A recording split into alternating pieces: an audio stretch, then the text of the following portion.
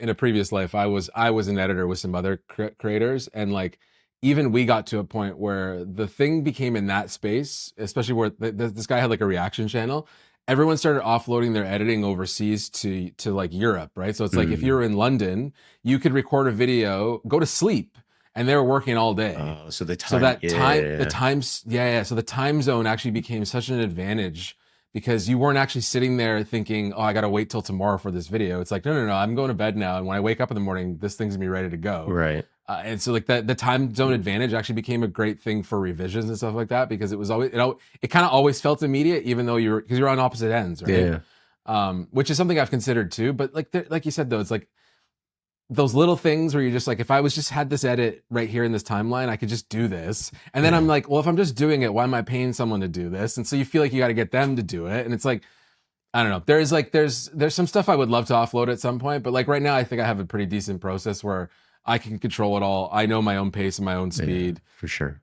It's fine. It's not like at the end of the world where like, I don't know. I don't really know if my output would increase all that much more if I had an editor. And that's the other thing too, where it's like, what's That's it a good really going to point. change for me? Right. Yeah, I that's don't a know good if I'm point. going to do more. Right. Mm. And so at this point, I'm like, I'll do this until I feel like I'm really drowning. And then it's like, okay, yeah, I do want to scale this up and I want to do a lot more output of content. Yeah. Whereas like I have this whole theory with content right now too. It's just like obviously quality over quantity, but I have enough data now to show that you can really take a long time with things and take breaks from these platforms and you're not penalized, right? So Mm. it's like I do feel like I don't want to just start spraying stuff out there and oversaturate myself too much just because everyone says you have to. Like there's a lot of Right. like people that are just like post 3 times a day on Instagram and you're like you want me to make 3 reels a day on, are you Yeah. insane? Or Like what are we do you talking believe about? in this sort of like personality fatigue? Have you ever heard of that where you see somebody too much and you're like, okay, I'm kind of sick of this person now? Absolutely. I mean, it's happened with like someone like Pedro Pascal, right? Where it's like it happens with actors Mm. where you're like, wait a second. So he's in the new Fantastic Four movie. He was just in The Last of Us. He's got 3 other movies going out. You go, okay, yeah, he's in the material. He's a materialist too. You kind of go like, is there any other actors in the world? Like, or is it Right. just like? And he's amazing. He's talented.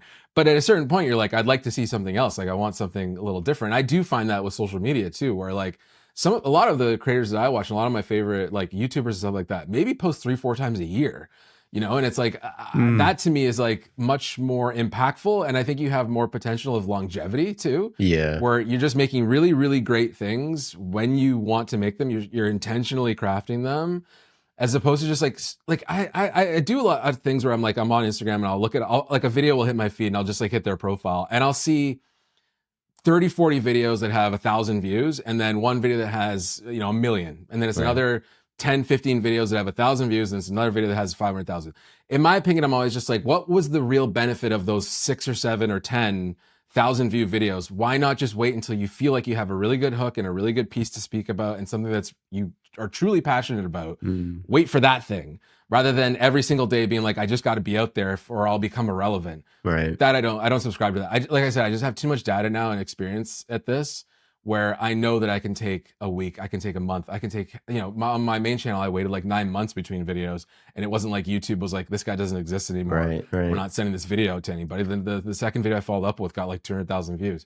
So as long as it's a good thing and you're Yeah. making a good piece of work and art or whatever you want to call it, the frequency thing to me is just something I just don't subscribe to. I mean, I'd Mm. love to be proven wrong, but like speaking from my own anecdotal experience, it just hasn't.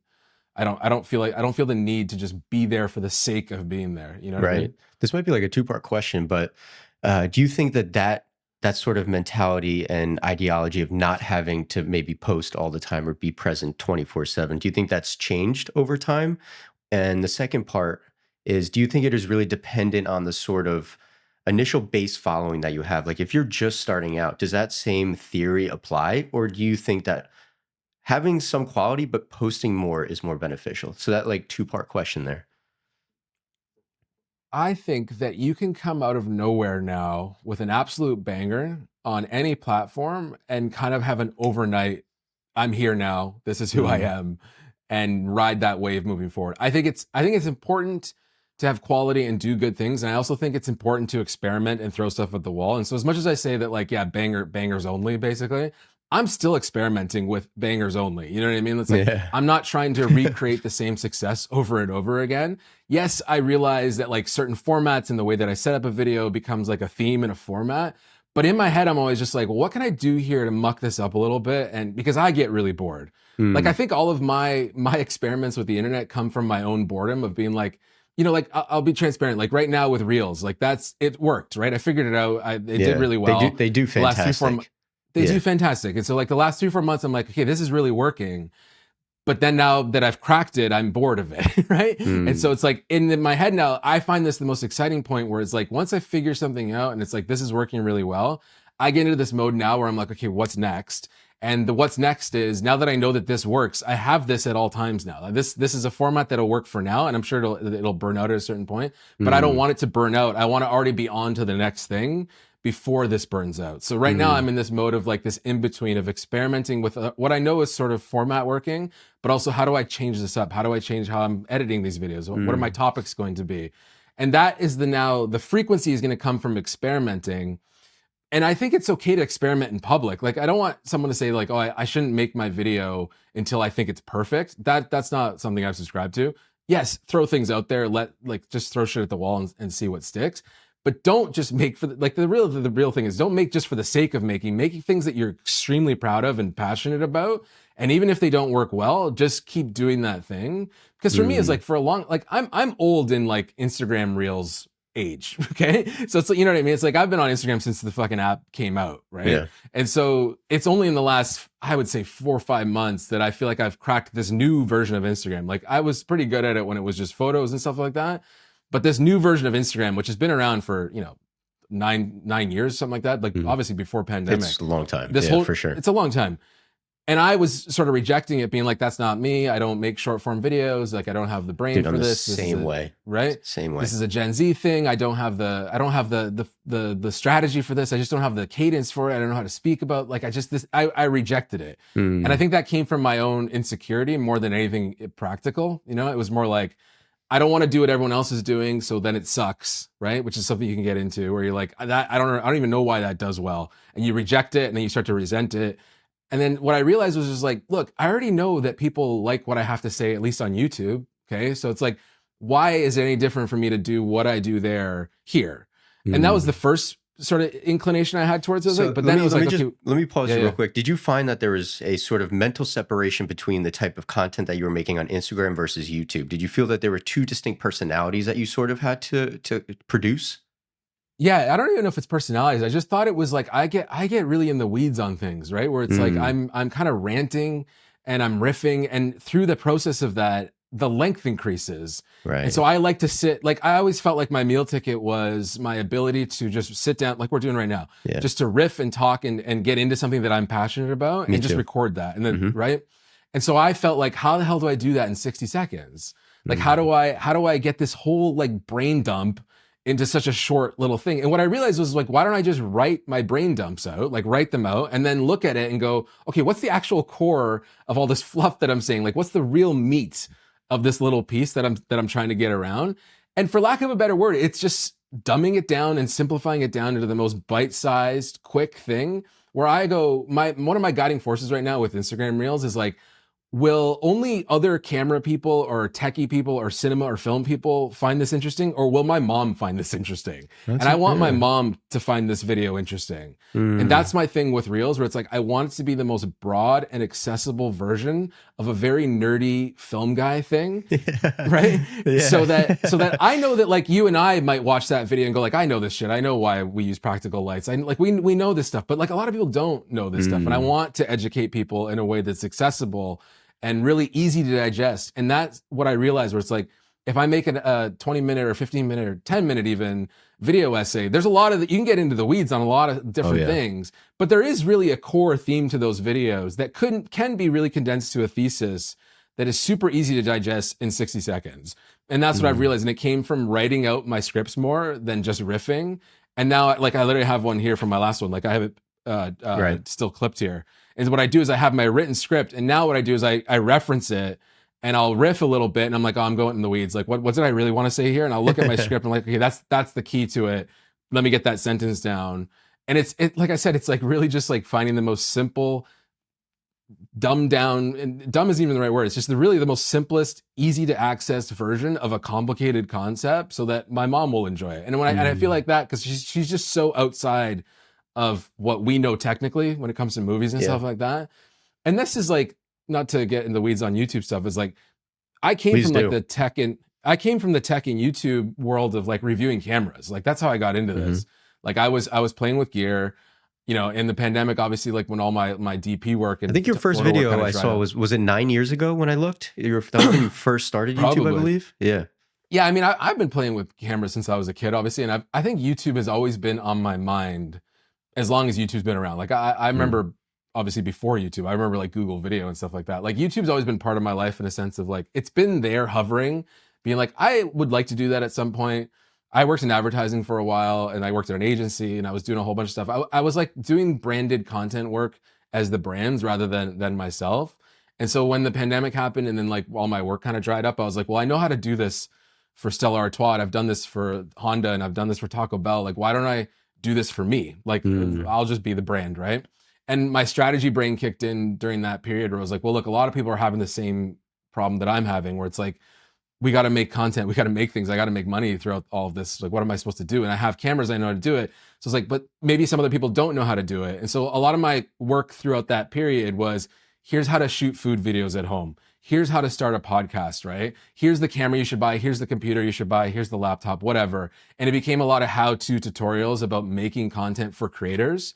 And I think there was a real strong bubble in that period of time of like content creation, obviously, because we were all at home doing nothing. Of It's like course. that Yeah. was like You hit the it at the dot-com perfect bubble, time. basically. Yeah. 100%. And so it was right talent and right timing. And like I was saying before, when something starts to work, I start to get bored. And I think that was Mm. another right time thing where like the pandemic was winding down, work was starting to pick up again. And I was like, okay, well, like I'm making money now shooting for brands and stuff again. But like, what am I going to do with YouTube? Because I don't want to talk to creators. This is the big thing. And this goes back to the whole thing where like why I want to make videos for my mom. I realize there is a ceiling on people that want to make videos. Okay. And Mm. it's actually that ceiling I feel like is shrinking and shrinking because phones have gotten so good and like the ability to just grab something and make a video has never been easier. Sure. And so even the amount of people that are willing to spend money on like a setup like this is also getting smaller because our acceptance of quality has changed. Mm. Like it's okay to just shoot on your phone and it's a selfie video. So there was a point where I realized it was like, there's a new camera coming out every 3-4 months. I can't keep saying everything is good now. This one just does this thing maybe a little bit better than the last one. And I saw the views starting to cap out where it's like a really good camera video, if you're lucky, is 200,000-300,000 views. Like a 500,000 view video on something gear related now is like unheard of. For And I sure. was like, well, why am I only talking to people that want to make movies? What if I just talk to people that want to watch movies? And it was such a Mm. simple switch for me. And Oh, what yeah. happened was the Batman had come out, Yes. and I Now, was I like, was going to talk this to you movie about that. That was the first one that I saw on your channel being that sort of transition period. I think that was 3 years ago when you posted that, I believe. It was, yeah. I mean, it was like literally the weekend the Batman Yes. came out. I watched that video, and I had dabbled to go before the Batman. I dabbled a little bit of like starting to pepper in concepts of a video essay in my tech review. So I would do a lens review, and I'd be like, okay, but this is like why shallow depth of field isn't actually cinematic. And I would do movie Mm. examples and stuff like that to talk about like a 50 mil f1.2 lens, right? Yeah. And I started peppering in like elements of a video essay in camera reviews and gear stuff before the Batman thing happened. And then I made one video that was all about lamps. I was like, why are lamps why do filmmakers love lamps so much? And it was sort of a tongue-in-cheek, jokey video essay of just like, it's kind of insane how many lamps are in a lot of movies, especially throughout the 90s. And I used like Eyes Wide Shut and like a bunch of Steven Spielberg examples. And that video did relatively well. It was like 40-50,000 views. I was like, there's something here. And it let me stretch a muscle I hadn't done before, which was like a voiceover video essay, never on camera, Mm. just like really like a documentary style edit with a voiceover, fully scripted, fully written out. Like, and it took me like, it's one of the longer videos I'd ever worked on in terms of like time. I was like, I'm gonna spend like a month just on this one video.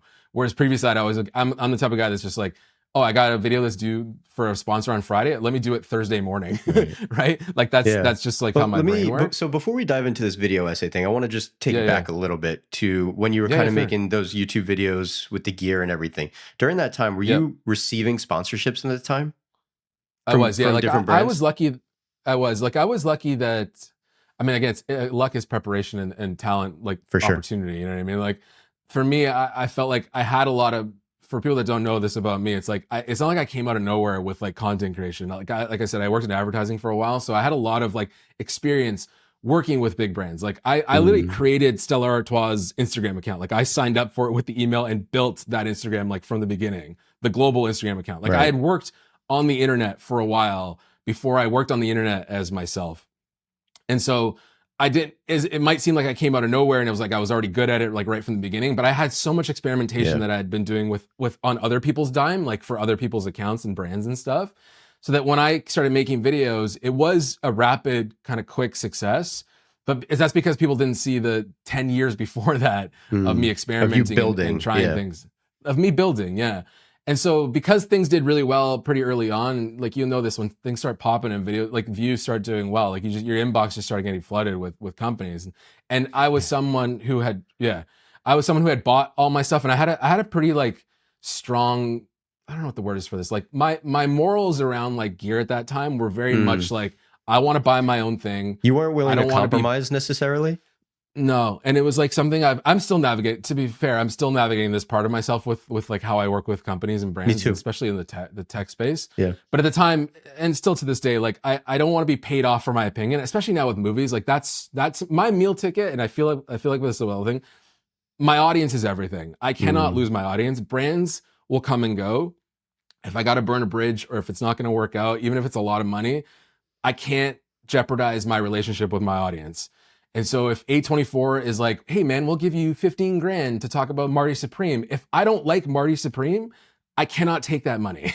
Right. Okay. Because like once I'm paid for, and once you see that like someone paid for my opinion about something, I arguably feel like all my opinions become a little bit more invalid because I well, think if that's with the biggest, anything though. Any it's with light, anything. any Totally. camera, anything in general. And I think Exactly. I've Exactly. struggled with this a lot since I've started YouTube, and and I've struggled with this watching people on YouTube that I once really enjoyed, that I Hmm. slowly started to notice that their channel became this sort of hub for ads and like products. That was it. And It's like the new shopping channel. Yeah. it Yeah. really is. And Yeah. I struggle with that, especially when people ask me about how to build a brand and they're like, well, you know, I want to make money. So how do I reach out to brands? It's like, well, I get that brands make money, but I don't think that is necessarily how you should go into creating something for yourself, you know? No, no, no. And like that, and to answer your question, like with that whole early period where I like, like as much as I knew content creation and I knew how to make an engaging video and I knew how to sell things and whatnot, it was a new thing for me to navigate working with the brands,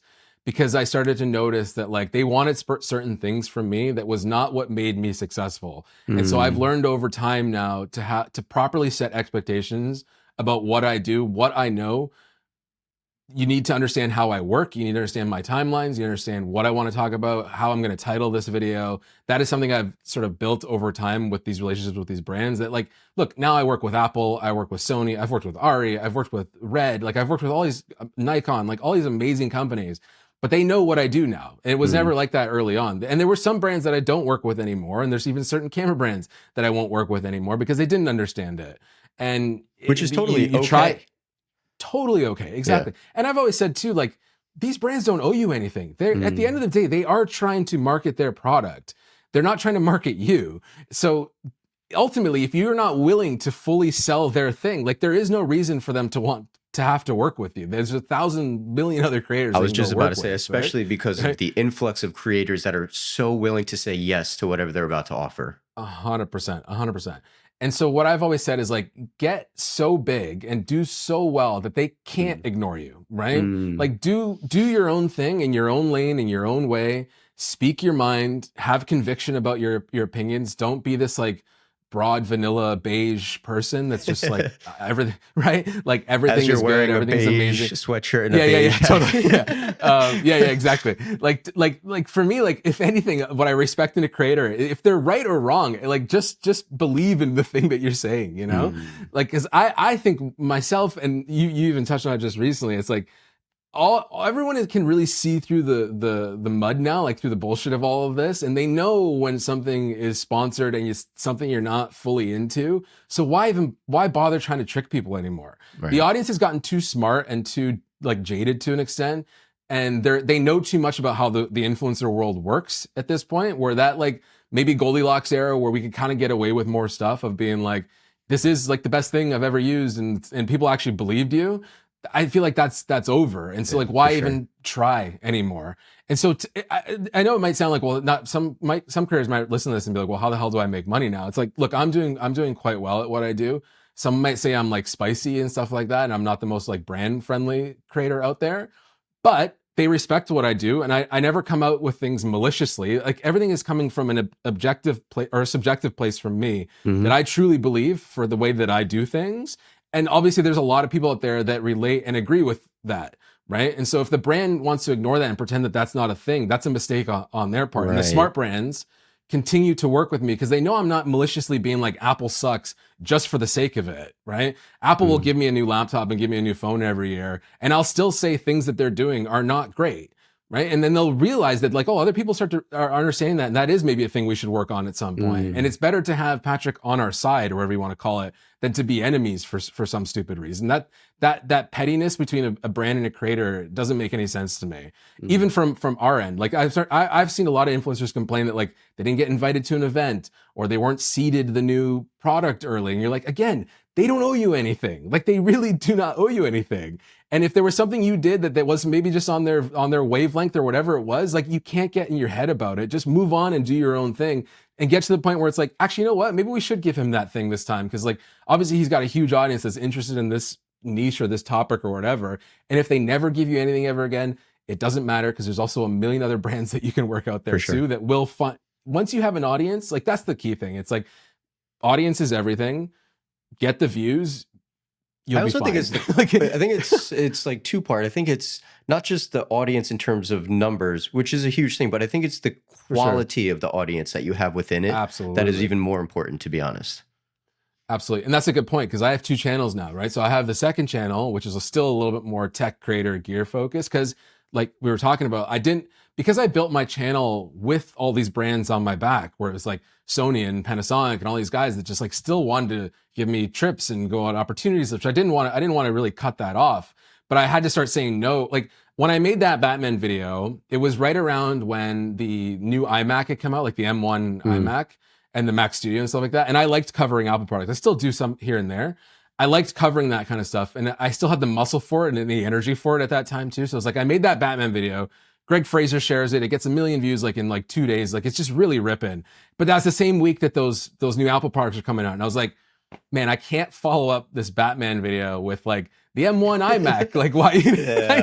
like in my head, maybe it wouldn't have mattered. And in hindsight, it's 2020. Maybe it wouldn't have made a difference. But in my head, just like aesthetically and stylistically as a creator, it just didn't feel like the right thing to Mm. do at that moment in time.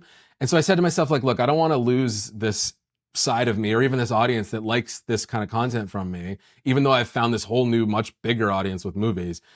I want to keep this little core that's been moved through the start, like, because they like my takes on equipment and all that kind of stuff. So I was like, look, I'm going to start another channel, which sounds crazy to go from scratch, essentially, like literally from zero. And I made a video There has to be about, something a little exciting about that, though. I feel oh, like absolutely. It was cool to, there's always something exciting about starting something fresh. for sure. And it also let me like approach those types of videos in a new way. Cause I was like, well, now Right. I kind of have E- nothing to lose here. Right. Exactly. Yeah. Yeah. It's And almost like so going to a I new high made like school. You can be whoever you want to be. 100%. Absolutely. And so like I use it as a creative exercise to be like, yeah, I'll light these a little differently. Everything I learned from the video essay stuff, I can start to apply to these tech videos and Mm. stuff too. And so on that second channel, I made like an M1 iMac video. And it was also, again, like right timing, because like timing is a big thing with all of this stuff that like, obviously the conversation was peaking on the M1 stuff at the time. And I kind of launched that second channel on the back of M1 and the new Apple chips, right? So right timing again. But to your point, I do now find, now we're 3-4 years away from that second channel starting, approaching like 40,000 subs on it. Videos are doing really well there. It's become like a really good like photography exercise channel for me, where it's like this is a little bit more in the weeds of like my work, not Right. other people's work, like Right. the stuff that I do.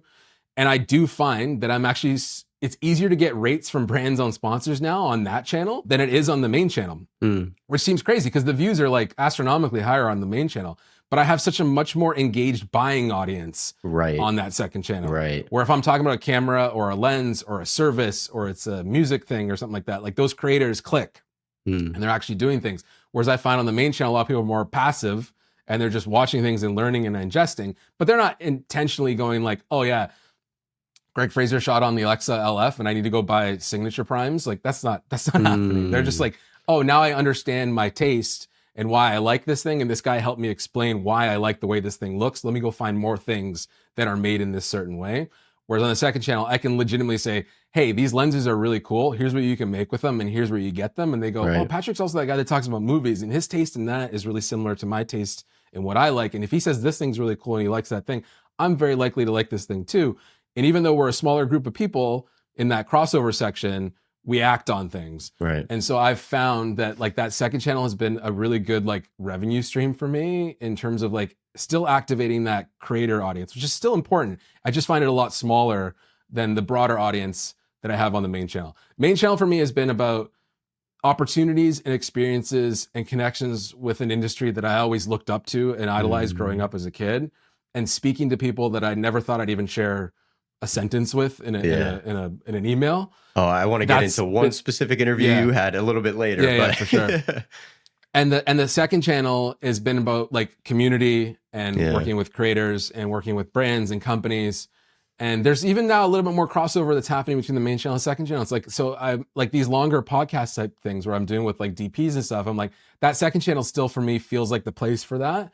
Because Mm, it's in the weeds a little bit more on the tech and right. the actual process of it, rather than the broader like my mom likes the videos on the main channel. You and I might like the second channel For more. sure. And a lot Mm, of people that come up to me at like conventions and stuff like that are always like, dude, I love the second channel so much. I'm like, yeah, so do I. It's a different audience though. It's just yeah. a different, it's like a different muscle. It's a different brain. It's a different reach. But as a revenue stream, I suggest this to any creator. It's like, if you are trying to find your thing and you're bored of the thing that you're doing, start another channel, start a new Instagram account. Like just you literally have nothing to lose.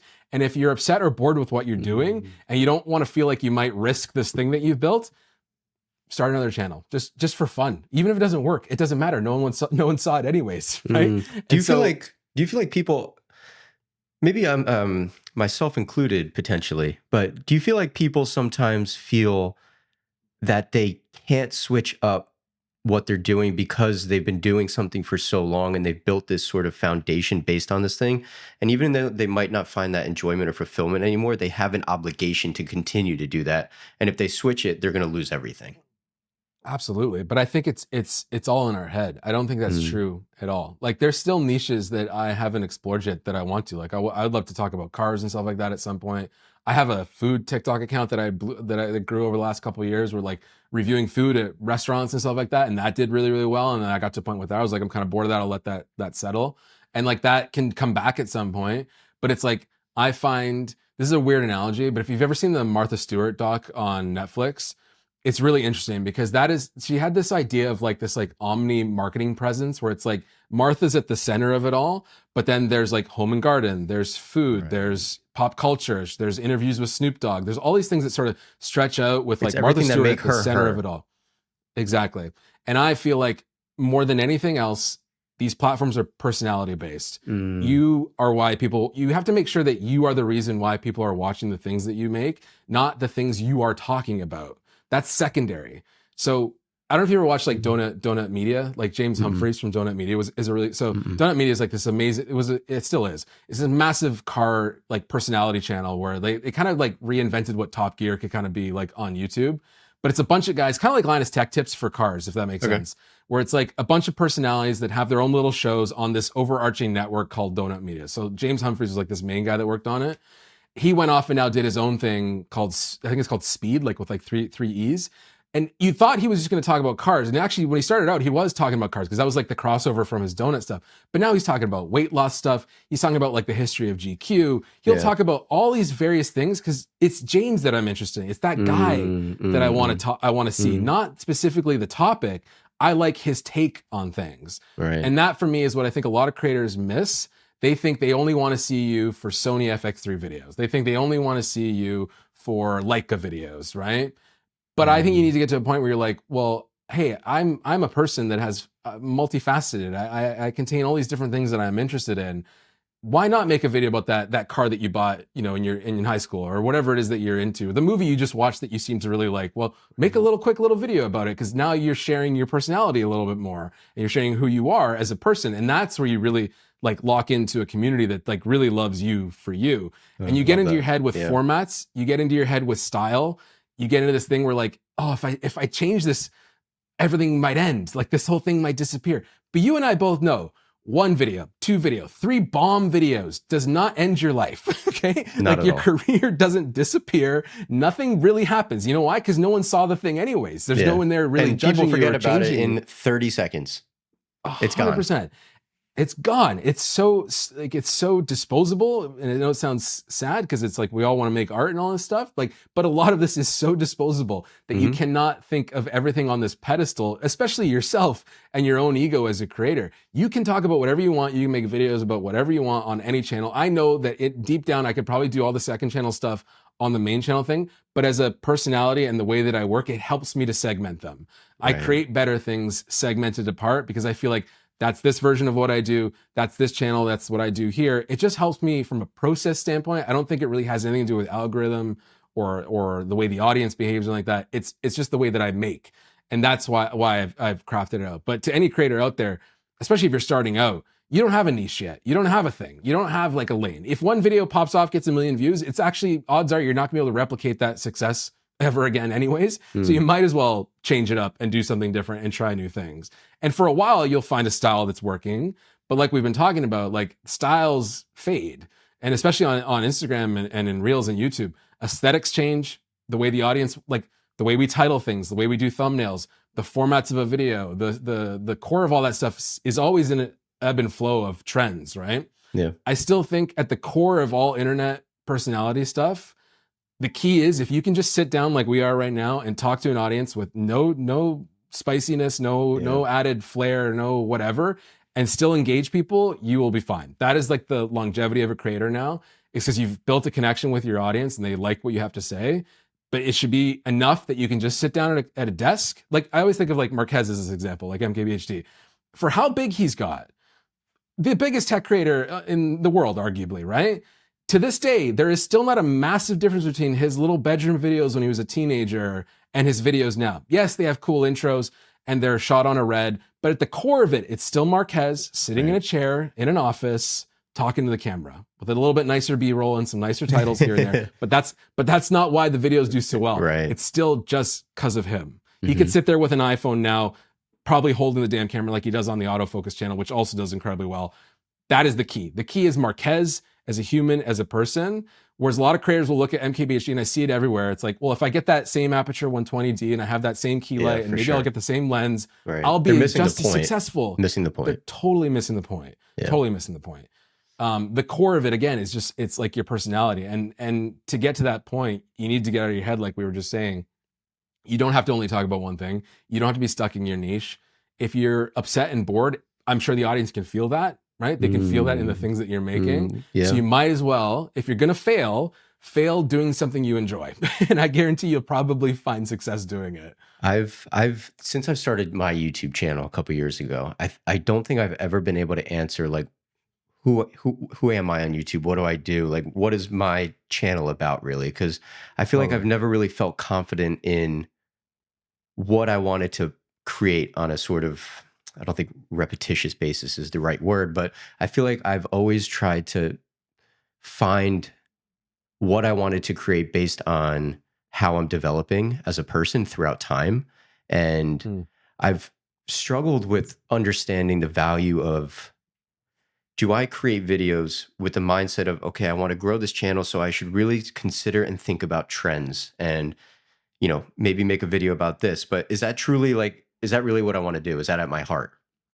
And there have been some videos that I've done that and it's helped me grow. But the more that I've developed as a human and have done YouTube more and more and just grown in my personal life, over the last couple years, maybe in the past 2 years, the videos that I find most enjoyment in and fulfillment are the ones that get not much in sort of, they're not sponsorship worthy videos. Yeah. They're not videos that are going to get 500,000 views, but it's literally me sitting in front of a camera, no B-roll, and talking about something I went through, a problem that I had on a commercial or something I'm working on within my personality. And I've found that over time, in the beginning, that was a little bit of a rough stage because I had to get super vulnerable with myself and be able to publicly share all of those things with people. And in the Mhm. beginning, it didn't maybe click with a lot of people. People didn't understand it because they were seeing a lot of the more traditional filmmaking stuff that I was doing at that time. And I just kept with it because it was almost like a therapy session for me creating those videos. Yeah. I felt really good getting out. Yeah. Over time, as I've started to do those more, they've helped me personally in a lot of things that I've done. And I've noticed that people have started to resonate with a lot of those type of videos more because it starts to hit like a chord within them that kind of makes me, I don't want to say relatable, because sometimes you watch people on YouTube and you're like, that person is so far distant from who I am as a person because you just see them in a screen. But because of the stuff that I was actually talking about and being truthful and honest, I think it created this sort of like open door where they were able to see me as a person and I could understand Mm. them as a person. And again, even though they don't do 500,000 views or whatever, I think the quality of my audience has gotten stronger and has understood what I'm trying to get after on YouTube or what my message is trying to Absolutely. be. And I think I've slowly started to transition that over onto my Instagram because I definitely had two personalities, YouTube and Instagram. Instagram was Mhm. very strict. This is my cinematography portfolio. There's nothing else that can go on this at all. That's what I believed for a really long time Yeah. because that's what I saw a lot of other cinematographers doing. It's like, okay, you only have to post stills and you're working. That's all you could post. But I I've had some friends that helped me kind of get out of that mindset, and now I want to start sharing more about fitness and wellness and things that I'm truly Yeah. passionate about. And to be honest, something that I do a lot and people love. I share a lot about my lawn, cutting my lawn, the Love it. fertilizer, all that stuff Yeah. that Yeah. I Yeah. do. Yeah. It's amazing, and I love it. I can truthfully say that I haven't noticed a decline in my work, but I've noticed an increase in the amount of people that feel like they're connected with me because 100%. they're watching what I feel passionate about. That Passion was a is long infectious, rant. man. No, no, it's great because it's like I think if I could reverse engineer let's just talk about the Instagram success specific because I think most people are a lot interested in that because like I said I'm late to the game a little bit to find what I do there. But really it's like finding the vector point of what you enjoy and what does well. And I know that Mm, seems simplistic, but the enjoyment thing was the key. I had to enjoy the videos that I was making for them to do well. And because I've had videos do incredibly well that I did not enjoy making, and I can't repeat that over time because it just eats at me. I'm like, yeah, this is a quick, easy win. I know this will get 500,000 views or yeah. whatever it is, but I feel like shit the entire time that I'm doing it. I don't even really care that it did well. It's so vapid and disposable anyways, and a million other people have made videos about the same thing too. What did I grow here? What did I learn? It doesn't make any difference. I would rather come at everything. Where like even now, where it's like, look, every day there's some new thing coming out about movies, there's new things coming Yeah. out about tech and all this stuff. I could make videos all day till I'm blue in the face about all this shit. But I have to wait for something till it's like, yeah, that clicks with me. I have an angle on this, Mm, a perspective. This I find interesting. Then I know when I sit down at the camera, you will be able to tell, oh shit, he's actually into this thing. And mm, whether or not you think it's fake or it's real, there's something I think psychologically that I know that when I'm happy and I'm having a good time, the videos do better. They just do better. I don't know, it's something in me comes out in the way that I speak and the way that I'm on camera that it just like that passion is infectious. And even if it's a smaller amount of people, I agree with you that I think it just has a much stronger impact with people and a much stronger, you form a much stronger base. yeah. And if I could think about it like out loud, it's like there's a part of me that still thinks like, the 20, 30K sub channel that, does 10, 15,000 views a video or something like that is maybe the sweet spot for a creator these days. The Creative Gap podcast is brought to you by Chiva Collective. And I'm excited to say we are officially live. Chiva is where filmmaking meets leadership, discipline, and growth. It's a digital platform built to help you strengthen your craft while also building an improved mindset, building better habits and systems you need to sustain a long-term healthy career. Inside, you'll find tools, templates, video training, community resources, and webinars that span across topics such as creative ownership, business and finances, leadership, communication, and even health, wellness, and nutrition. Enrollment is now open, so head over to chivacollective.com. That's chivacollective.com and join today. I look forward to welcoming you to this community. I feel like I'm in the sweet spot right now, and I Yeah. haven't really like exponentially grown in a really long time. I'm right now at Mm. 56,000, I think I am. Yeah, yeah. And I think my most videos average between 8 and 20,000 views. And I Perfect. think for Yeah. me, I don't need a million subs. Like, I don't think that's who I'm trying to become. I think where I'm at is like, I feel really grateful for like this sort of pocket that I'm in right now, and I that I'm love sort that. of Yeah. developing deeper. It's not like I'm Yeah. building or developing outwardly more. I think I'm just trying to dig deeper inward of that. Absolutely. No, I love that because I think if you're chasing the YouTube plaque, if you're chasing this like Mr. Beast thing or something like that, you start making decisions that aren't about your well-being. They're about chasing an algorithm and hacking a format and Right. retention analytics. And if I need to make sure the first 3 seconds are this and that, like, sure, strategy is important only if you enjoy it. Like there's a part of the internet that I do enjoy in terms of like cracking formats and formulas. Like I get enjoyment from that.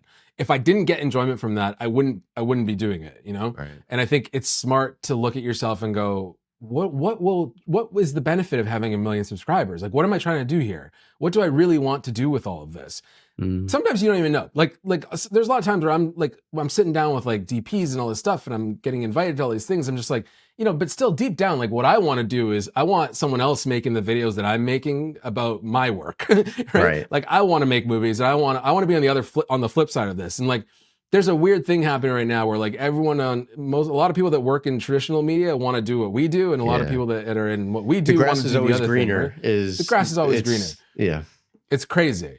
And as I get more connected and intertwined with the traditional side of things, I realize like what we have is really special and important. And the thing that I've started to approach, like specifically the movie side of things now, is like I want to feel like another crew member on a film. Because Mm. now for movies to get watched, they need folks like myself and other creators to help spread the word about the stuff that's out there and speak to the people that are making these things and become the new sort of like special features and extras that used to come on DVDs Yeah, and yeah. whatnot. Oh, that's We are now interesting. part of this like film crew community that Mhm. we're all equal. Like we're just as important as the production assistant and the gaffer and stuff like that worked on this movie. Because if no one watches it, what was the point of making this It's the same movie, thing with right? podcasts when all the DPs go on all the Totally, 5, 10 different cinematography 100%. podcasts.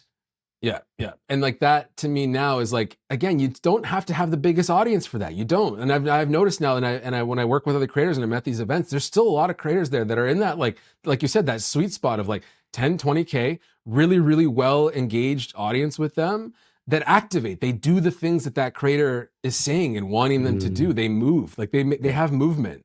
Whereas when you're at that like million subs and you got all this stuff, it's like, sure, you're getting a whole lot of views, but I find like a lot of it is a lot more passive.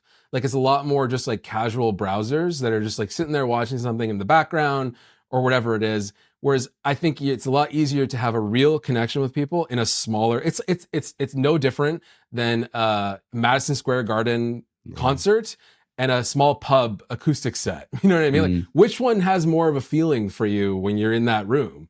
It's Mm. when if whoever it is you're going to see. If it's John Mayer on a bar stool at a Madison Square Garden, there's a totally different feeling in that moment, Yeah. right?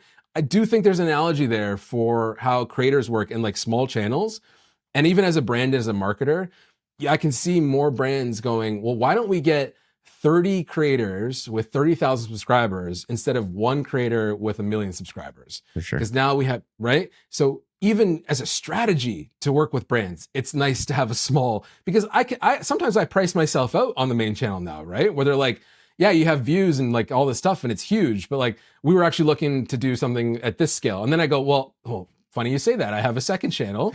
So if you're gonna knock a couple grand off this, well, I'm Yeah. gonna take the money. We'll just do it on the second channel, right? I'll just pass you my other email real quick. Exactly. I'm like, well, have you seen this channel? Like that's also me. So how about we just do this ad read on that channel instead? That's Right? fantastic. Oh my gosh. Yeah.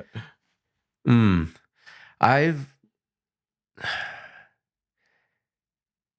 I think that I've gotten over the whole I guess the other topic that I want to dive into a little bit is sort of confidence in Mm, your voice. I guess when you publicly start sharing who you are yeah. and sharing just things that you're passionate about, because I know a lot of people stop after their curiosity of wanting to do something because that fear initially kicks in, the fear of putting themselves out there, the fear of being judged, the fear of all of these things. And I've I go through that still. You know, when I make a video that feels like this is all of me in a video and I put it out there, I'm subject to get judged, but I think that's part of it. And I still feel fear, but I've also overcame that in multiple instances. And I think that repetition of overcoming it has built up this sort of strong foundation in my mind to allow me to keep doing it more and more and sort of build that muscle. For you, as you've sort of started on your YouTube journey, your reels, everything that you're sort of building and putting yourself out there, how have you developed that sort of confidence to put yourself out there publicly? Yeah, I think like it comes, you grow a thick skin, obviously. And I think particularly in what I do, there's a lot of really strong opinions, right? Like, especially about media and movies and like what's good and what's bad. It's like, and it's such a subjective space that no matter what I know, and this is something I've said before, it's like, I respect creators with conviction, and I don't care if I agree or disagree with them. I just want them to be strong in what they believe in.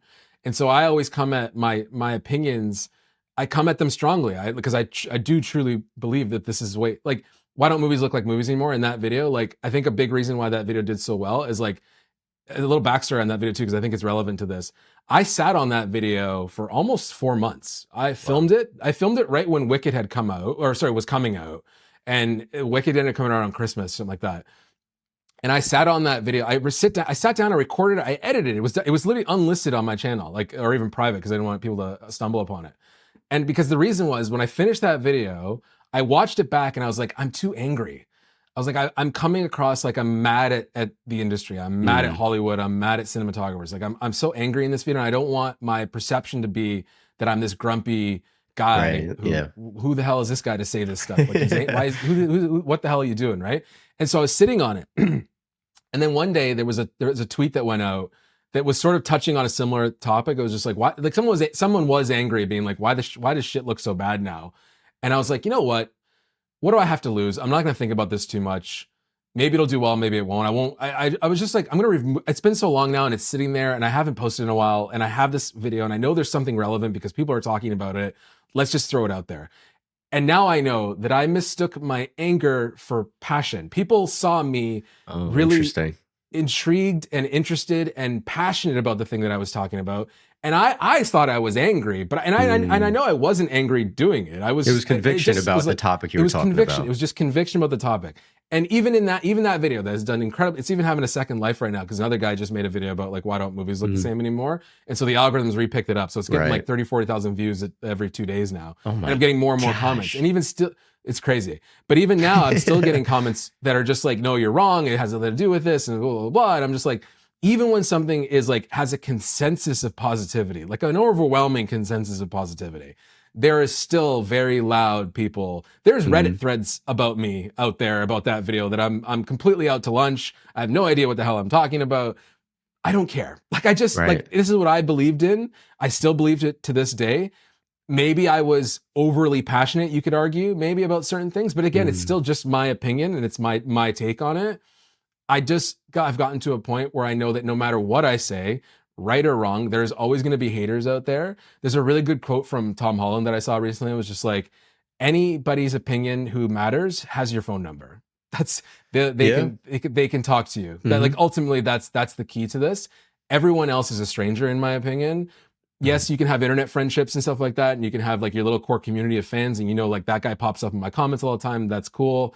But really, your personal life is like your little world in this real space, like in this real world, is the thing that truly matters. Your family and your friends, those Right. people, what they have to say, and their thoughts and how they feel about what you're doing in your life, that matters.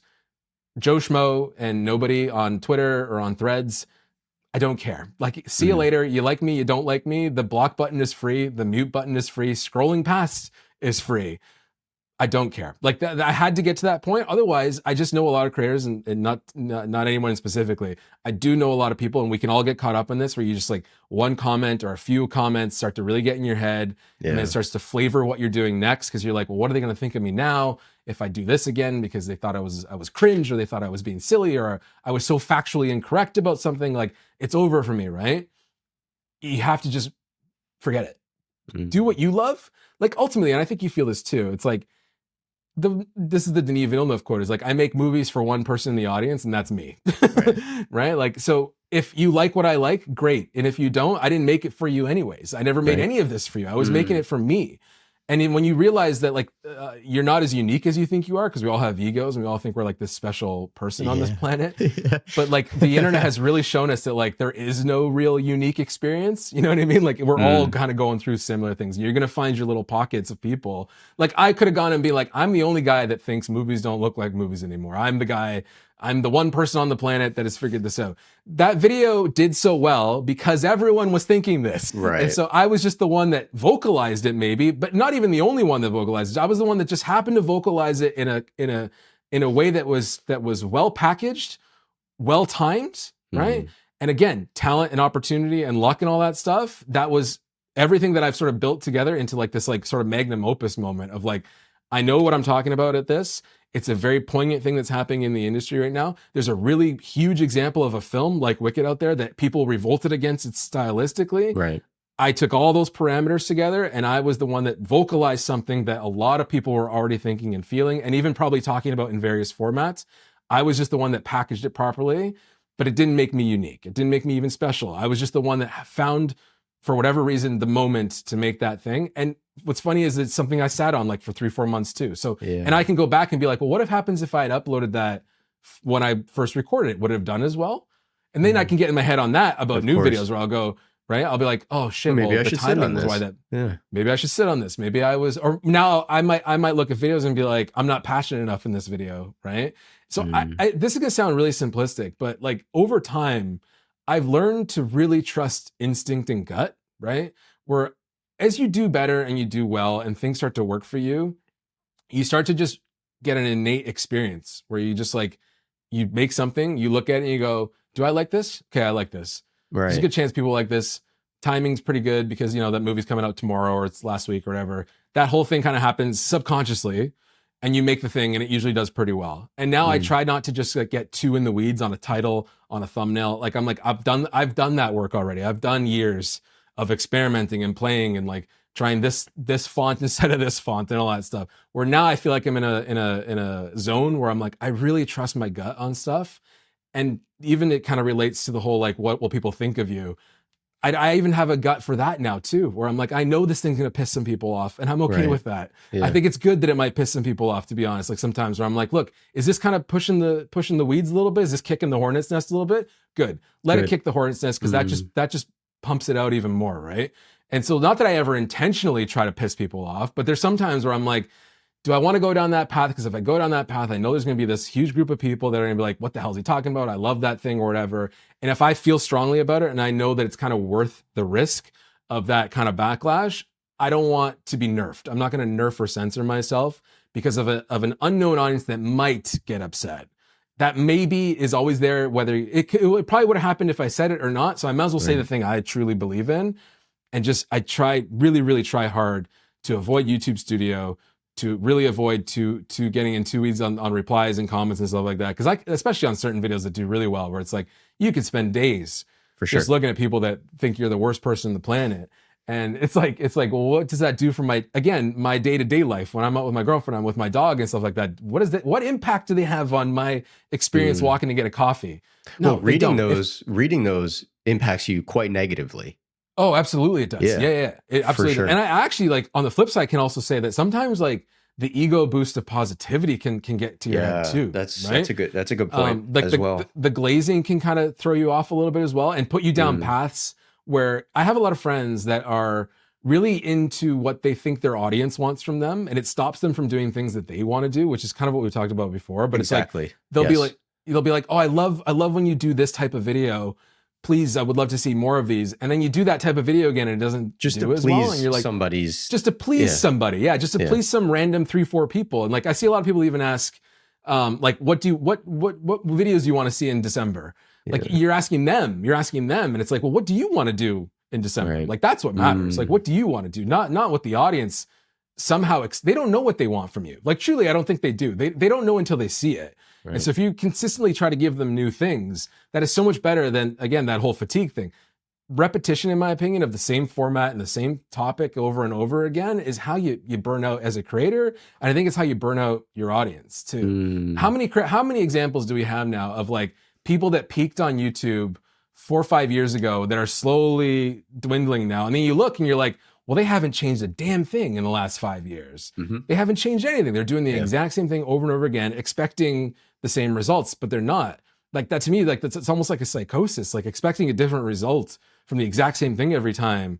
What are we doing here? Just try something new. Right. Throw something at the wall. Make a mini doc. Make a little short film. Make a, do whatever. Talk about a different thing. Mm, Yeah, like that for me. It's like just trust your gut, trust your instincts, and like just don't let this stuff get to your head, because it's really easy to get an ego in terms of success, and it's really easy to get hurt and have like depression from when things don't work and people dislike you. So what mm. do? Make yourself happy. That's all. It's really the only thing you have control over, is like what you personally enjoy and what you want to watch and what you want to see.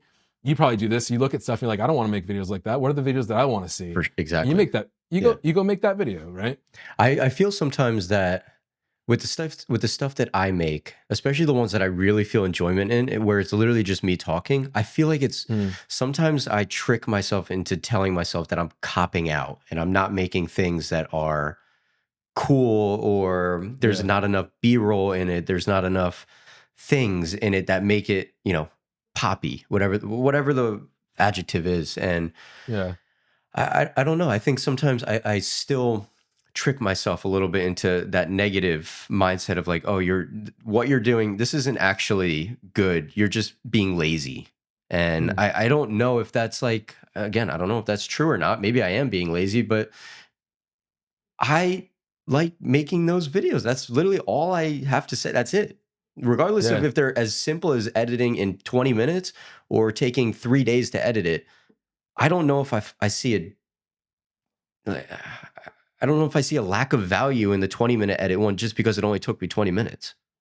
No, no, absolutely not. And to be very honest, like I feel now, is particularly in the camera DP space, this is a weird. I've been thinking about this for a while. I respect far more and I enjoy far more the folks like you who will just sit at your desk and talk about stuff. Like when Danny makes a video about lenses and he just sits at his desk and like, this is a lens that I like. I actually find that more talented, and I respect it more than like a short film that he's made. As crazy as Mm, that sounds. And the reason why is I do think sexy visuals and really great looking images now is gotten really easy and accessible, that it's not yeah. as impressive anymore, right?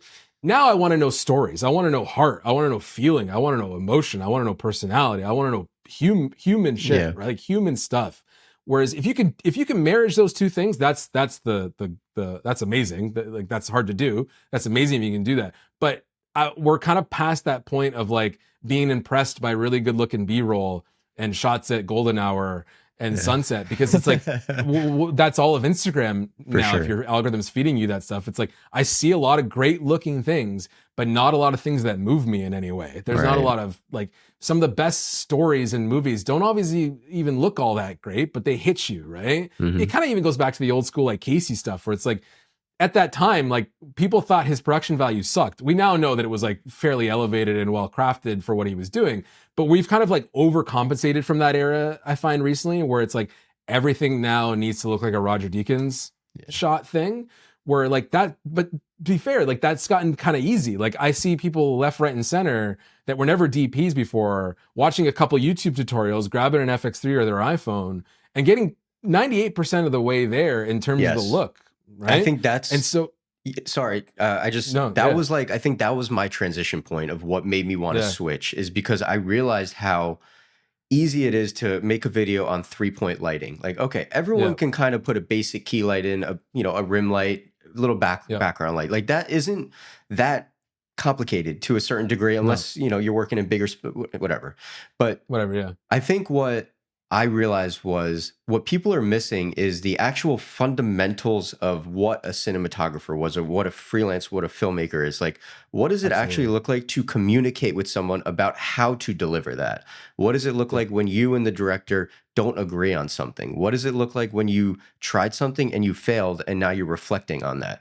I think that was my transition. And I think that's what's led me to this point of where I am now, of like trying to be super vulnerable about not how I'm doing, not where I'm placing the lights, but like how am I getting to this place where I'm communicating, I'm problem solving, I'm taking ownership of the issues that go on, the leadership, all of those different things that I think truly make up the human as a cinematographer, as a filmmaker, Mm. rather than the key light goes here 3/4 to get a Rembrandt lighting. Like that doesn't matter anymore, in my opinion.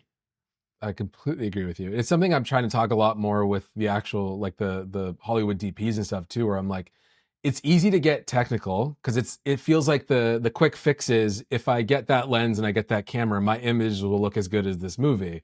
But we now know that that's been completely democratized, where Yeah. everything from the cheapest FX30 to Venice 2, the difference in quality is so minuscule that if you know the fundamentals, like you said, of the lighting and all that shit, what you really need to learn now is the philosophical, emotional side of storytelling to get the image that you Mhm. actually want. Recreation is easy, but creating new things that feel real and feel authentic and feel like meaningful, that doesn't come from learning what LUT they used or the transform or how they edit. Yeah. It doesn't happen, right? Yeah. It comes from being able to create a pretty looking image, but everybody can create, like you said, everyone can create pretty looking images now. There's so much more to movie making and TV and storytelling and documentaries than just getting a pretty image. And For only sure. folks like yourself and the very, very small, unfortunately, a small group of people, and also, which is really sad, they don't get as much attention, those types of videos, like we've been talking about. Like, people want the quick fix, people want the gear, they want to know that they can just go buy this thing that'll turn them into a cinematographer. They don't want to put the work in, they don't want to know what it's Correct. like to deal with a client and deal with a director and deal with the production crew and like renting things and all this other stuff that is nothing. When I talked to Oren Sofer about the FX3 and the creator, like the first thing we talked about was just like, he's like, once we picked that cameraman, he's like, nothing else, we never thought about it again. Yeah. Like obviously they knew that at a certain point when it came out that they used that camera, there was going to be a marketing blitz around it and people would get kind of excited about it. But that was never that movie. Hopefully from that video, if anybody's seen it, the takeaway was that like, it's not, that movie doesn't look good because of the FX3. That's not why that movie looks good. That movie looks good because of production design. You're working with Exactly. ILM, who 100%. did the visual effects for fucking Star Wars. Like, that movie looks not like 1% of that film is because of that camera, in terms of like the process of like how nimble and small it was, which is great. That from an actual process standpoint point of view, you can argue that like, yeah, that camera helped that movie get made because it was nimble, it was small, and it made a really lightweight package for them. Yeah. Good. Once you move on from that, everything else about that image, it's like, it's getting John David Washington as your main lead actor. It's getting a great script writer and all this kind of stuff. All that other thing, Wardrobe, hair and makeup, wardrobe. even sound Oh, is. I know oh my this is. God. Some people think this is a hot take. I don't understand it, but like for me as a DP, it's weird to say, but sound is more important than visuals to me. I can watch a movie Absolutely it is. with amazing sound, crappy visuals, but great visuals, crappy sound Yeah. is no go for me at all. I'm 100% on your side. Yeah, and like I said, like it sounds weird because I'm obviously like the cinematography guy in terms of like why I like movies and whatnot.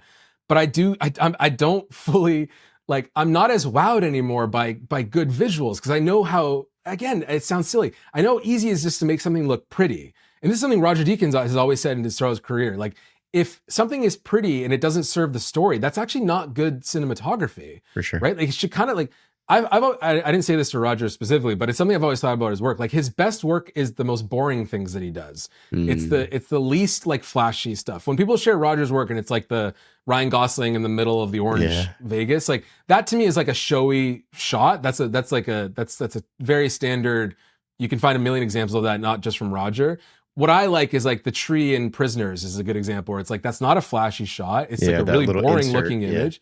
The little insert. And I even talked about the ones in Sicario where like they're on a plane in Sicario and there's like a candy wrapper, like a bar on Hmm. the floor of the plane. And it just like cuts to this shot of like light and the airplane like flying over this little candy wrapper. And you're like, we would never do that as B-roll in our cool lens review for the new DZO primes. Like No. that's something we would think about, right?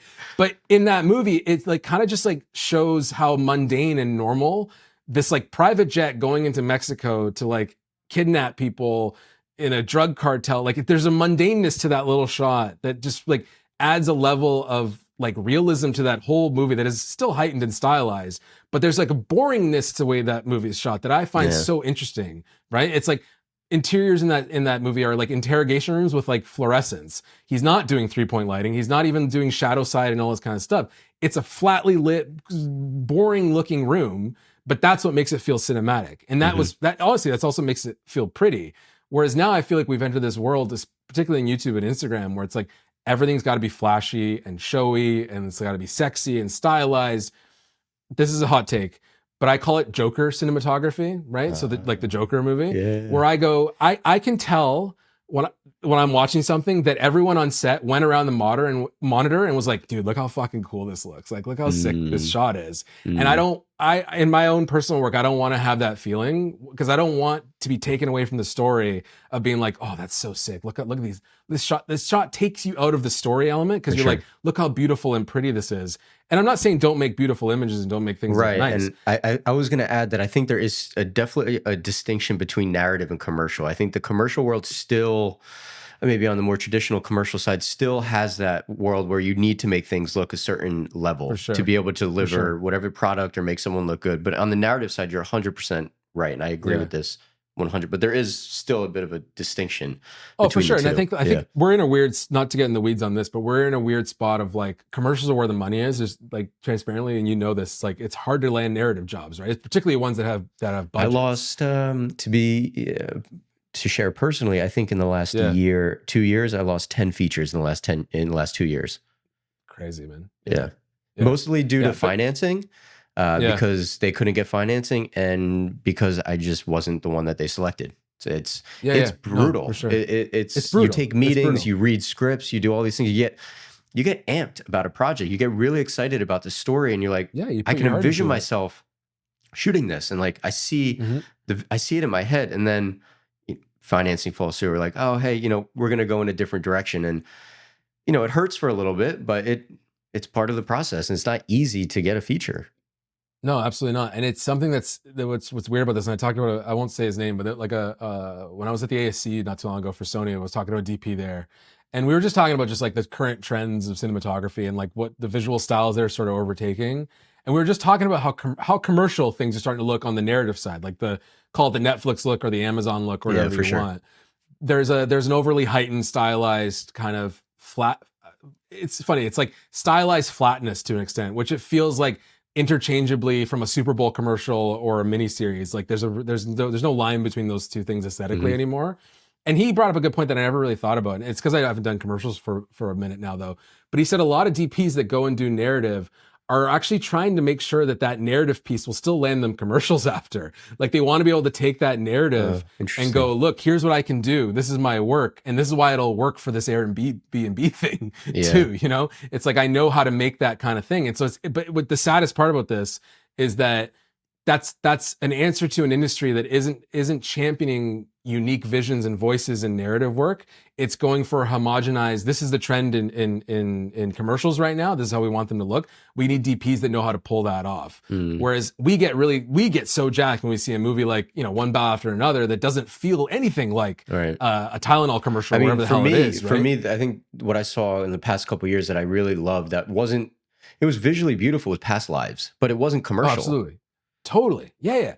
And a lot of that stuff comes from like really, really strong. Severance is a good example at times too, where it's like really strong, distinct choices that if you actually sat down and made like a YouTube tutorial about how to make that look out of thin air, where you didn't have a reference for it, a lot of people would be like, yeah, but the skin tones aren't on the right line, and like your contrast ratios don't make sense. Why can't your window is clipped and your shadows are clipped out too? Like this is all technically wrong, right?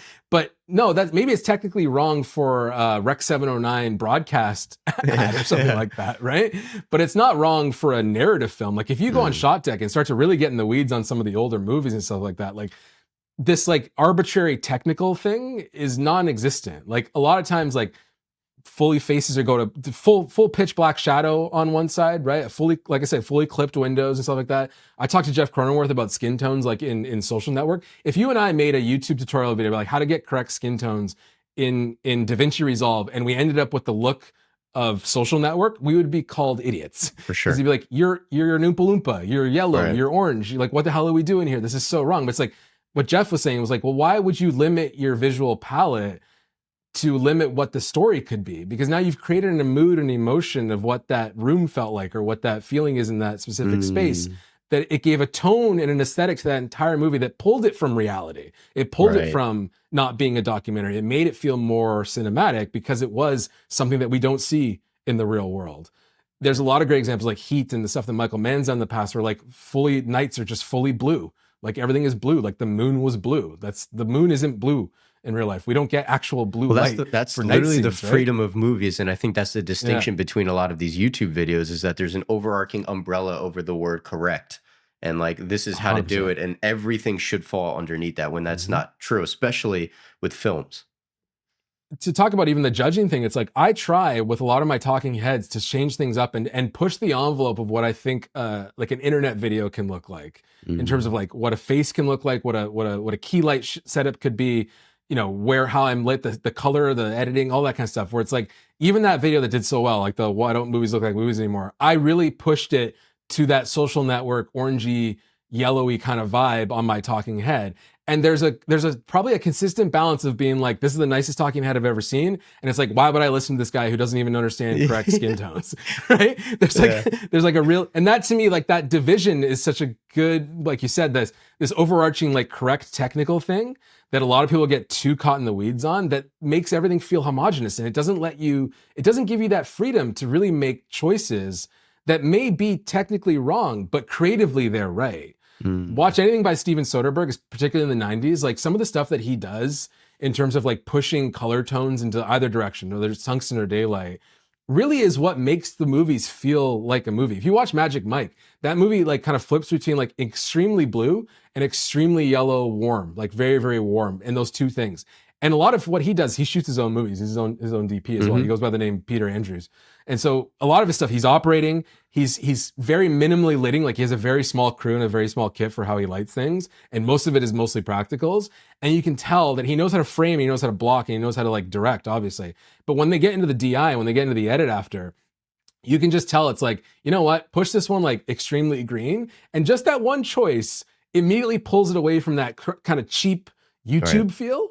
Right? Because it doesn't feel so naturalistic and what you and I see every day scrolling kind of stuff. It immediately puts it into this like ethereal film world of cinematic just by doing the quote unquote technically wrong thing, right? The thing that we would never put in a Resolve tutorial, which is like very frustrating for me because like I said, it's annoying to get comments like that where just like this guy doesn't understand how to grade his footage, blah, blah, blah. And it's like, well, watch Whiplash. Like, well, how does Whiplash look? You know that what I mean? Is a like, perfect example. You ever see the, I think there's a video, I forget who made it, but it's literally, dude, that's one of the most annoying Whiplash videos. look like if this was correct? Oh, yeah. drove me nuts. Actually drove me nuts. Yeah, that stuff is brutal. Cause like that propagates that stereotype of like this correctness that everybody needs to follow. And that to me is just so boring, man. Like I want to be shown things that I don't expect and I want to be shown new things. And it's like, that doesn't have to be like out of thin air. We have a million examples of people pushing the envelope.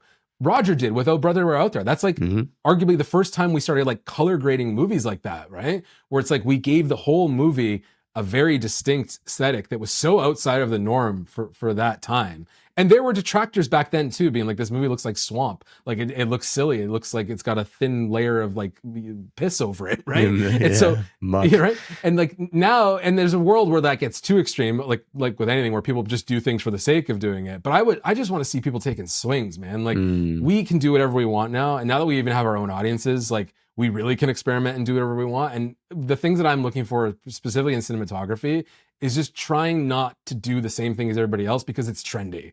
The trendy shit just drives me nuts, especially in cinematography. Like you said, the commercial world is like a big proponent for this because, and I get it, because you and I know when you work with agencies and stuff like that, it's like moving the needle, moving that stone uphill of being like, well, what if we shot anamorphic? Well, why would we shoot anamorphic? Isn't it more, is it weird? Like how we got to shoot this, we got to crop this for vertical after, like, are we going to lose our framing? Like, why am I right justifying this frame with my actor? Cause it's like, dude, we got a 4:3 cut down we got to do. We got an ad placement in Times Square that's we just got like 1-1. I need headroom. I need to put a title 100%. here.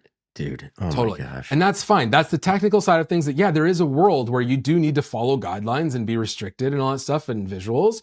But when we do our own things for YouTube and for fun and short films and making movies and even documentaries, like I don't know if you've seen any of Lance Oppenheimer's work, any of his documentary work, but like, dude, he shoots documentaries, single camera, anamorphic vintages like old Kawas and stuff like that. That's cool. Insane focus breathing, lamplit, green, teal, crazy lighting, super grainy. And they're some of the best documentaries I've ever seen. And they're weird subject matters. And you're like, my God, this looks so out of nowhere and so fresh and so different that when you then turn on a Netflix documentary after, you're like, what the hell is this flat sludge? I've seen this talking head 1,000 times. Like, is it this documentary or that documentary? There's no voice.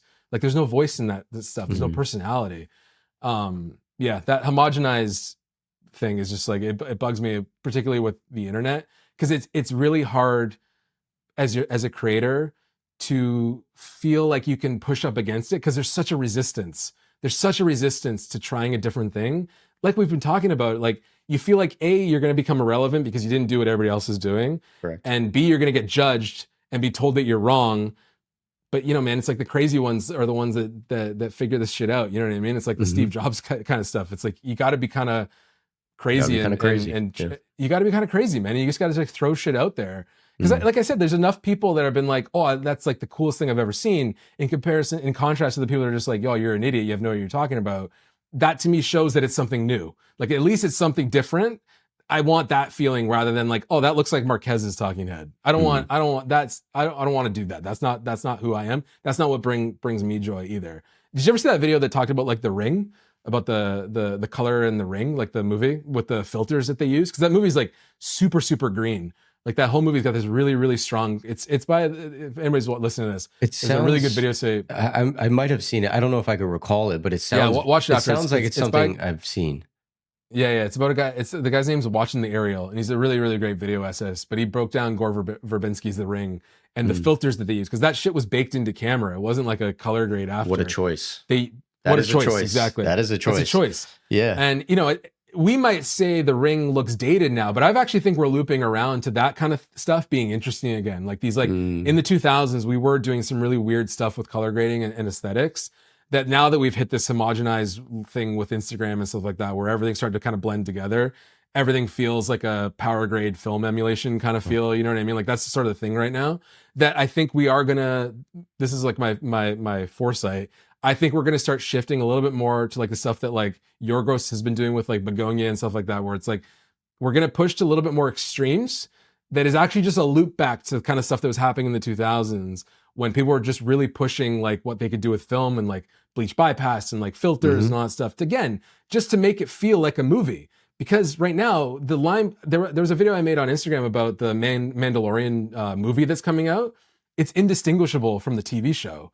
Like, it's so indistinguishable aesthetically from the TV show, so that if we want people to go to the theaters, at the very least, give them a visual reason to understand why I'm seeing this in the theater versus my flat screen at home. And it's not hard. Pick a cool lens, try a different color tone, be a little bit more intentional with your framing and your lighting. Like give it something that at least separates you from the sea of content that's out there right now, which is so much stuff. And you can apply that same thinking as a content creator, as a YouTuber. Do I want to be indistinguishable from everybody else that you're scrolling by every morning? Or there's something about what I do and the way that I light myself and the way I do, just for a second there, go, what the hell's that?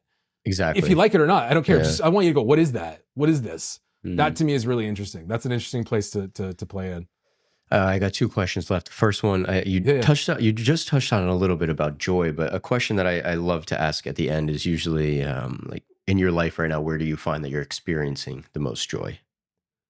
I think right now I'm in this phase where I'm like, all of this originally started as like, I want to build my own audience so that when I make the things that I want to make, whether it's short films and movies, docs, whatever, I control my distribution. That was the whole kind of idea when I started transitioning to like the pop culture sort of coverage, was like, I want to make my own distribution so that I haven't, like, I come from an era where like I used to make short films and I'd put them on Vimeo and they would get 40 views like that. And you'd put all your heart into it Yeah. with your friends and all that stuff. And it's like, you all loved it and you'd share it on Facebook and it would get like 20 likes or Your whatever, mom would right? love it. 100%. But no one really saw the thing, right? Mhm. No one saw it. And so I've, in the last year or two, like my whole thing now is like build this audience as much as I can so that the things that I work on, at least, at the very least, have a baked in interest right from the go. I think Danny's a great example of this too, where it's like you build your YouTube channel, you make your movie, at the very least, you have the 10,000, 20,000 people, whatever it is, that are curious about whatever the hell thing Danny made, right? Right. And that's Right. that was my thinking for a long time now. And now I'm at this point recently where the experiences that I'm having in the industry and the connections that I'm making, it's like, I'm kind of curious to see where this like photojournalist creator thing kind of takes me to, where it's like, what rooms am I going to end up in and who am I going to be talking to and how will my projects get made and seen through just being the guy that talks about this kind of stuff Mhm. from a level of like a peer status. Like I try to approach all my interviews, not that they're this like amazing, they are, not that they're on this pedestal. I want to approach them that we're on the same field, in the same level, so that when I'm with these people, that there's a level of respect that goes both ways. For Because I sure. want Yeah. creators to be respected in these spaces too. Because I think there's like an idolization that can happen that then closes a door for a lot of creators that want to step into those traditional spaces. Because it's like, oh, he's a YouTuber, they just make YouTube videos. That stuff is silly. I Mhm. want to help sort of spearhead, much like Danny has done and Chris Stuckman recently with Shelby Oaks and that Neon movie he made. It's like, I want the world to take us more seriously in that space, like in Hollywood and all that stuff, because I think it's important as a creator, because we have audiences now to help pave that way for future filmmakers too. Because I Yeah. do think the future, I think it's right now. I think we're so past the point of like traditional necessarily being the better space Or for only. movie making. Yeah. Or only, yeah. Like there's a huge part of me that's like, well, why do I want Neon or A24 to produce my movie when I can just like get financing on my own from whether it's gear sponsors or outside financing from producers? I have my audience. I've A got lot the more proof that I creative have options. Yeah. have more creative options. I can own the thing that I'm doing. And I'm like, what really is wrong with me just putting this on YouTube? Like really, what's wrong with that? Some of my favorite short films, my favorite even like longer documentaries and features and stuff like that have just been sort of cold dropped on YouTube. It's this internal pedestal that we have that like only real things are shown in theaters. Yeah. Sorry, but like David Fincher makes movies for Netflix now, and he's my favorite fucking filmmaker in the world. He kind of sees that like maybe you have to be the traditional filmmaker doesn't make a lot of sense because he has full control of what he wants to make now, and that's making him allowing him to make the money he needs to make to do whatever he wants to do, but also have the freedom to create the things that he wants under his own. He's his final boss.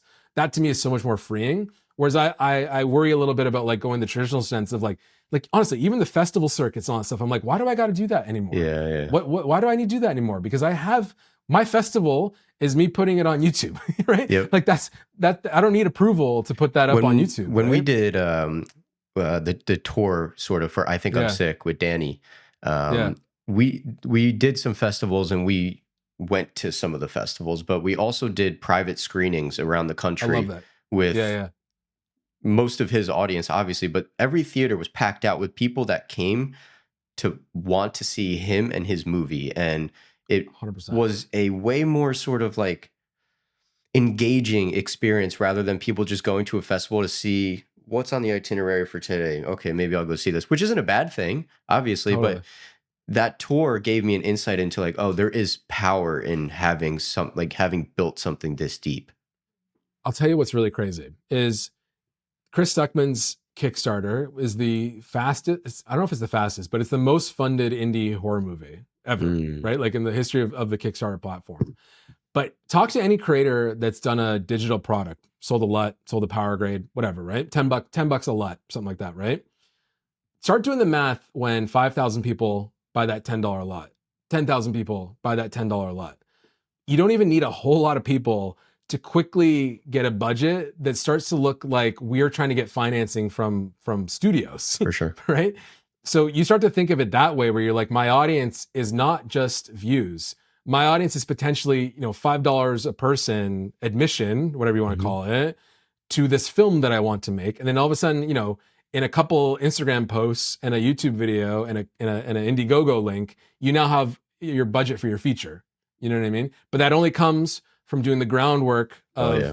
Which making what takes we time, make, and it is not which takes immediate time. at all. And Building, it's not you could immediate. build, you could pop off quick and get, you know, a bunch of thousand subscribers, but that doesn't mean that all of them are going to believe in you deep enough to actually No, give you their money or whatever. It takes time totally. to build that sort of deep connection and trust. It takes years. And I think that to really get into like the joy thing, the joy for me right now is like, you know, there's another thing that a lot of people like ask me all the time is like, when are you going to make your movie? I get that question all the time. Like, Mm. we love your photos, we love what you shoot and all that stuff, and we love your takes and stuff. Like, where's your movie? And I'm like, what's wrong with being okay with what I do right now? You know what I Right. mean? Like, I really enjoy the thing that I'm doing right now. And it's like, if I'm gonna be in this chase mode for me is not enjoyable. Like, No. I'm not chasing a thing. I know the timing will happen when I'm ready to do that thing, and I feel like it's the right time to do it. I know that in my, like, to go back to like trusting your gut and your instinct, I know there's a period that's coming soon where I will do that thing, but I'm also living very presently. I'm enjoying the ride that I'm on right now and enjoying the experiences and the people that I'm talking to and the things that I'm making so much that I want to ride this wave because I don't want to shut this door down either. I also know that like to go make a movie is a huge time commitment, and it's not even a financial thing. Yeah. It's such a time commitment, and I don't want to give it a second rate sort of attention to what I do day to day. And I know that to do the movie thing, I will probably step away from the internet for a bit. I won't make reels every week. I won't make YouTube videos every couple months. I will It just deserves go all make of you. Yeah. it deserves all of me. And I know that like, so for right now, when this is peaking and I'm having all those opportunities, I know right now isn't really the time to step away from this whole thing just yet. Cause I just don't feel like I've fully explored where this goes, to be fair. And I'm very curious to see where that goes before I know the movie thing is there and I can do it and it's fine. I don't know where this goes. I don't know where this little thing that I'm doing right now is, where this leads me. And I'm so curious to kind of find out. And the only way I think I get there is by first off, not thinking about it too much, but just sort of staying the course. Right. Keep doing what you do. Lead Keep with enjoying curiosity. what you love. I find is really And lead with important curiosity, for me in my life is always trying and the thing to lead with curiosity. The thing that I'm really growing with myself is like saying yes to things that just like truly scare the shit out of me. You know, it's like there's a version where, you know, I get that message being like, do you want to sit with Roger Deakins? Where I go, I don't know if I'm capable of doing that. So you just brought me to my last question. Nice. How was sitting with him? Yeah. So the way I'll frame that is there's a version of me that could have got that message and came up with a million reasons not to do it out of fear, like Exactly. truly out of fear, where it's like, that's a pedestal. This is arguably the greatest cinematographer in the world. It's also the cinematographer that I know all of my peers and the people that I respect also look up to. And it's also a turning point for me to be in a room with someone who then opens the door for pretty much anybody that I ever want to talk to afterwards, right? Because it's like, well, if I want to talk to Darius Kanji about Marty Supreme, they might go, who is this guy? But I can go, well, here's me talking with Roger Deakins. It's like, oh, okay. Like, exactly. Obviously he knows what he's doing, right? But the version that what goes through my head in moments like that is like, but if I bomb this and I fuck this up, it closes a lot of fucking opportunities, right? And so my thing with that was, once I got that message and I let it wash over me, like, this is insane. I can't believe this is happening. I shouldn't do this. This is crazy. I like what I do. Like, I'm comfortable. I'm making decent money. Like, I like my comfortable life. Why would I ever jeopardize what I'm doing right now? And so I just sort of let all that fear and anxiety kind of wash over me real quickly. Like, I tried not to think about it too much. And I just was like, right away, I was like, yeah, I just committed to it. I just said yes. And this is the worst part. I had to wait. I knew that information for about 2 months. I knew for like 2 months that this Roger Deakins interview was coming up. And you know what I did was like, it was on my mind constantly. Like, I won't try to fake that. It was always on the back of my mind, and everything that I was doing, I was like, oh, we're getting closer to that Deakins. Like every day it was like a countdown. Like, we're getting close to that Deakins thing. And as the days got closer and closer to it happening, I started to realize I'm like, I was kind of always preparing for this. Like everything that I've been doing was sort of always in preparation for a conversation like this. Like everything that I'm into, everything that I'm interested in, since like why I got into movies was because of this guy. Like so much of what I understand about cinematography, and like he's the first kind of cinematographer where I started to realize that was a job. Like that wasn't just like, you know, it wasn't just the what's called the Coen brothers that made Fargo. It's like Roger Deakins helped make Fargo, right? It's like it wasn't just Spielberg that made those movies. It was all the people that worked on it, right? So it's like for me, I always knew that Roger was why I like cinematography. So when I started to like prep for the interview, I was like, man, I really fucking know everything about this guy. Like I know all his shots. Yeah. Like I know all this stuff. And so the guys of the conversations that we were going to talk about Shawshank. And so I did prep like a lot of stuff specifically about that movie. But what happened was once I got to the day and we were there, I kind of just threw it all out. I knew that was in the back of my mind. I had that sort of safety zone to Exactly. go to Shawshank. And in that interview, if you kind of see, we go all over the place. We talk about all these different things. And all of that came from me realizing as I sat down, I know this. He's just a person. They're just people. Have a conversation. You know the material. You know his work. Let it free flow. Let them talk. Guide the conversation. Yeah. And I honestly like kind of transcended and wasn't even really present throughout all of it, through it happening. I've had But that feeling. yeah. And so for me, it was like, when I walked away, it was like, obviously I had a great sense of relief, but I also felt like, wow, that went really well. Like I felt like confident and a new sense of confidence, which was the polar opposite of the fear that I felt when I first found out that I was going to do it. And now I know when you say yes to scary things over and over again, those scary things become less scary. And so now when scary things come my way, I just keep saying yes. I just keep saying yes, and I figure it out. Yeah. If I think too much about it, I get too afraid, my anxiety kicks in.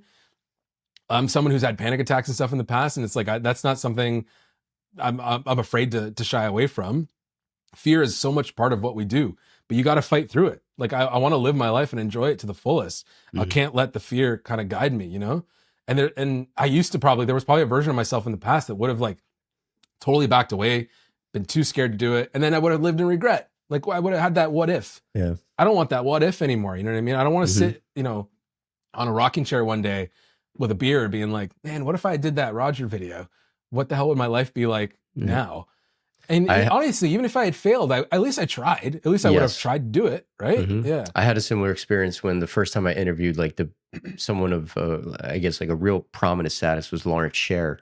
I did that on the sort of, I guess, back end of the Joker 2 release, and totally. I put a lot into that. I flew to Los Angeles for it. I rented a space. I hired a crew for it. I did like this thing, and every day leading up to it, I just like, I felt this sort of like nervousness towards it. But then when I sat down with him and I looked across and he's staring right at me with a microphone, and I just realized, like, as we're talking, he's just a dad that dropped his kids off at school that also does really good work. And he's just a human being.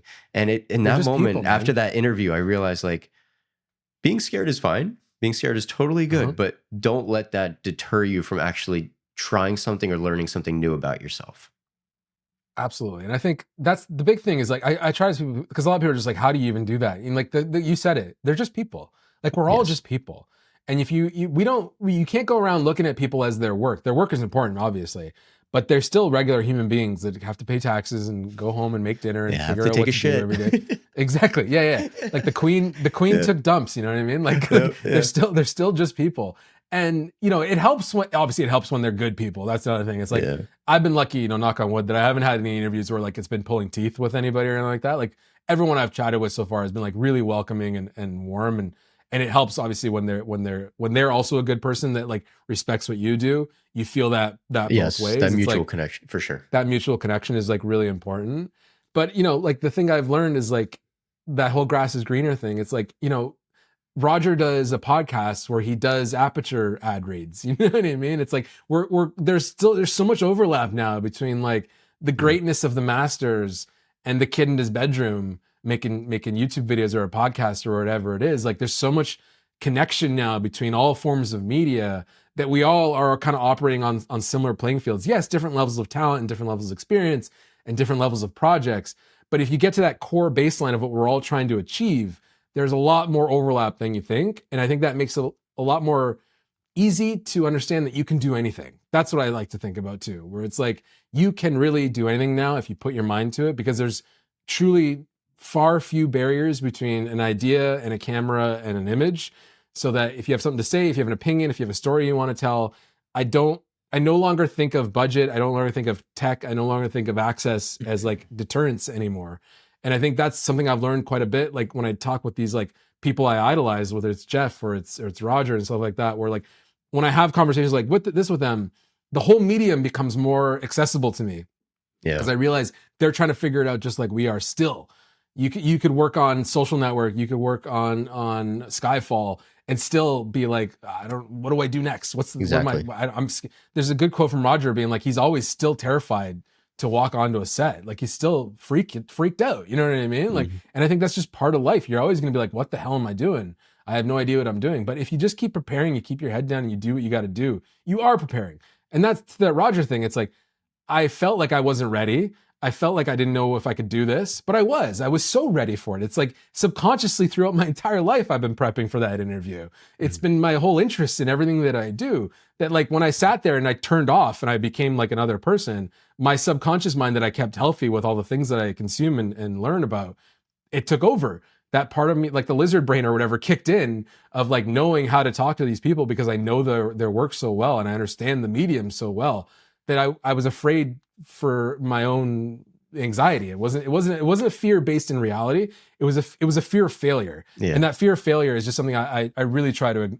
You'll never gonna ignore it. There's some really good stuff from Ryan Gosling or Ryan Reynolds who talks about anxiety and stuff too. Like he's been very open about like his stage fright and stuff like that when he goes on the Tonight shows and stuff. He says he'll be like Jimmy Fallon Tonight Show and behind the curtain literally feeling like he's gonna die, like he's gonna throw like the curtain's gonna open, he's gonna vomit and just die right there. And he's like, once the curtain opens and he goes and sits down, it's like something takes over you.